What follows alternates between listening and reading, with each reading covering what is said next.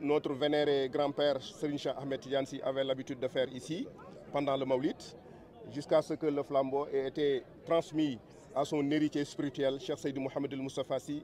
qui assure avec brio cet héritage.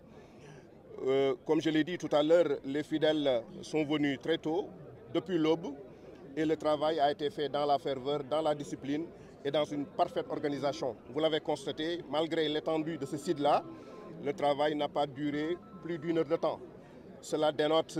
et démontre encore une fois, s'il en était encore besoin, de l'engagement des fidèles et de leur détermination, mais de l'amour surtout qu'ils portent pour ce guide spirituel multidimensionnel, Cheikh Seydi Mouhamed El Moustapha Sy. Donc voilà, nous sommes dans la ferveur du Mawlid. Et comme vous le savez aussi, à part cet événement concernant le nettoyage du champ de course, le checkpoint a démarré depuis pratiquement 4 jours, sous aussi l'égide de Cheikh Ahmed Tidiane Sy, capitaine. Cette année, le thème central a été dédié à notre grand-père Serigne Babacar Sy radiallahu anhu. Ce sera l'occasion pour les panélistes de revisiter l'histoire, le parcours et les enseignements de Seydi Aboubacar Sy. Et certainement, c'est aussi un événement important qui va marquer les temps forts de ce Mawlid. Alors, tout à l'heure, vos amis journalistes m'ont demandé quel thème est retenu pour cette année pour le responsable moral. J'ai l'habitude de dire que le thème, ça ne change pas, c'est le prophète Sayyidina Mohammed sallallahu alayhi wa sallam,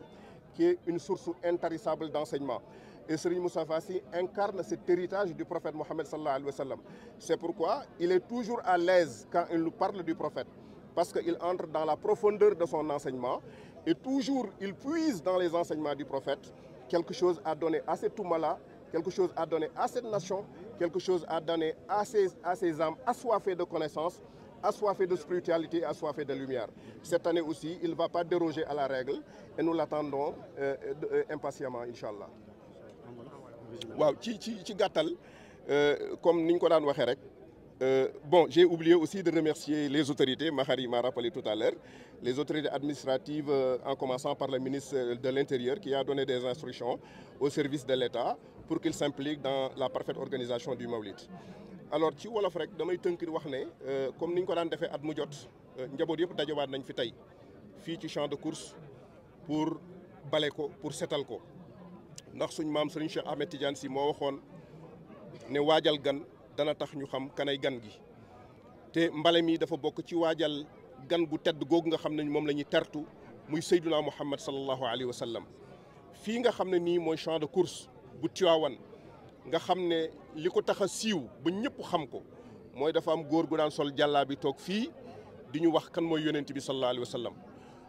Ndono boobu mu tege ci loxo ndonoom muy Cheikh Seydi Mouhamed El Moustapha Sy mu continuer di ñu jàngal kan ay yonent bi sallallahu alayhi wa sallam. bis bu toogee fii chaque année day wax yaa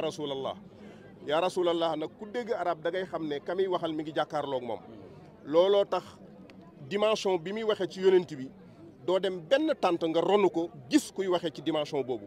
te li nit ñi soxla actuellement mooy leeru yonent bi boobu sallallahu alayhi wa sallam njàngaleem yonent bi boobu nan lañ ko mën a jariñoo ba lëndëm yi jamono am crise yi jamono nekk nan lañ ci mën a génne. kon nag moo tax chaque année bu ñu ñëwee waxuma la dañuy jox yóbbalu at mais dañuy jox yóbbalu giiru dund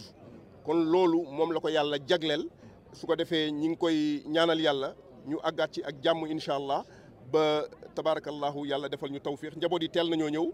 course bi setal nañ ko te setal giñ ko setal ci temps bu gàtt lañ ko def malgré que barab bi yaatu na trop ndax ay hectares la loolu nag li ko waral mooy seen cofeel seen pas-pas seen engagement ak sopp gu ñu sopp kilifa gi sopp gi ñu sopp kilifa gi nag damay faral di wax ne dafa am lu ko waral ndax lu yëngu lu nekk la ko yëngala ko ëpp doole soxna Ndey Kumba Jéen daf daan wax ne Serigne Moustapha ñi am kenn du ci dof waaye ñëpp dof nañ ci moom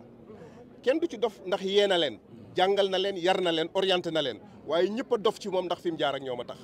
am na koo xam ne nii bu jaaree yow fenn fii